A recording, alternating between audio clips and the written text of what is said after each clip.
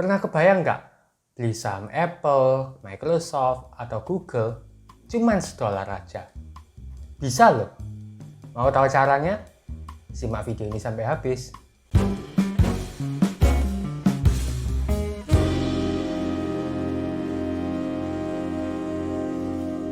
Hai, jumpa lagi dengan Rico di obrolan biji kopi.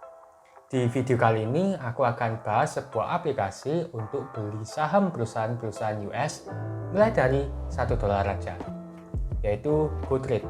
Sekaligus share cara kita beli saham US secara singkat. Memiliki saham luar negeri bisa menjadi diversifikasi yang bagus. Apalagi pilihan dari saham US sangat beragam, banyak perusahaan kelas dunia. Hadir GoTrade, di mana kita bisa beli saham US mulai dari $1 atau sekitar 14.000 dengan sistem fractional share. Maksud dari fractional share adalah kita bisa beli saham cuman 0,00 sekian lembar aja. Saham top seperti Apple, Google, Netflix kan sudah sangat mahal. Per lembarnya bisa mencapai ratusan bahkan ribuan dolar. Bayangin aja kalau harus beli saham tersebut minimal 1 lot atau 100 lembar saham.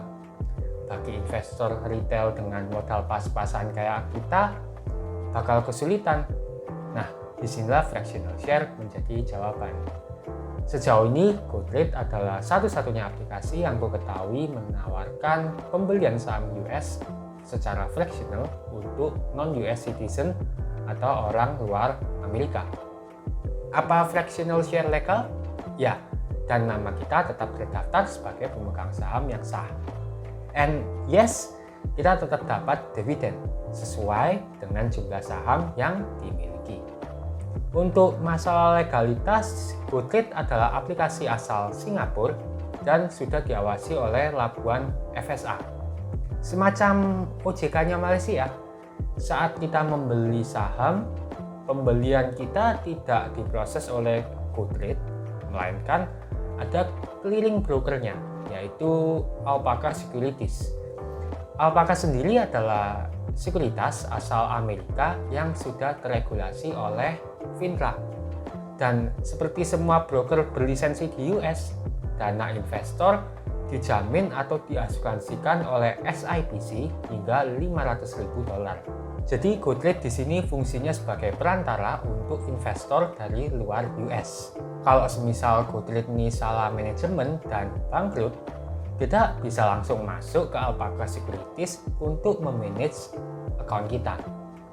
Kemudian ada juga bank kustodiannya yang bertugas menyimpan dana kita. Bank kustodiannya adalah BMO Harris Bank. BMO Harris merupakan salah satu dari 20 bank terbesar di Amerika dan sudah diawasi oleh FDIC. Kalian bisa pelajari legalitasnya lebih dalam lagi di link yang aku sertakan di deskripsi video ini. Jadi GoTrade bisa dikatakan sangat aman. Walaupun di Indonesia sendiri GoTrade belum teregulasi oleh OJK. Jika tertarik, langsung aja install aplikasinya di Play Store atau App Store. Flow dari pendaftarannya juga sangat mudah.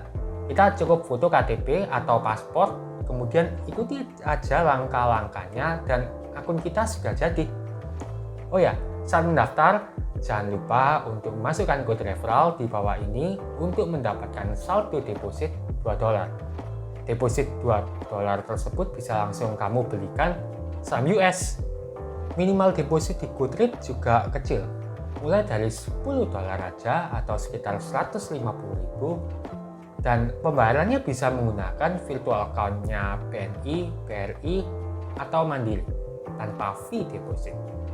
Bahkan juga bisa deposit menggunakan Dana atau GoPay, tapi kalau ini kita akan dikenakan fee 3%. Untuk cara belinya mudah banget, tinggal cari aja saham pilihan kita, kemudian tap buy.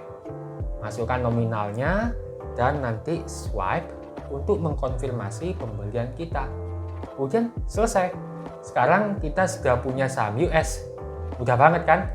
Perlu diingat karena perbedaan zona waktu antara Indonesia dan US, pembelian saham akan diproses saat bursa saham di Amerika buka, yaitu jam setengah 10 malam sampai jam 4 dini hari waktu Indonesia Barat. Kalau kita belinya di luar jam tersebut, maka statusnya pending. Begitu juga dengan proses jualnya. By the way, beli atau jual saham di GoTrade tidak dikenakan fee. Jadi, bagi kalian yang suka trading, GoTrade cukup menarik. Sedangkan untuk withdraw-nya, kita akan dikenakan biaya $2. Biaya withdraw ini sudah lebih kecil dibandingkan awal GoTrade launching yang bisa mencapai $12. Overall, GoTrade adalah aplikasi yang solid. Experience-ku di GoTrade sangatlah memuaskan. Tampilnya bagus, aplikasinya sangat user-friendly, semuanya straight to the point. Cuman satu hal yang aku rasa kurang dari GoTrade, yaitu keterbatasan data valuasi.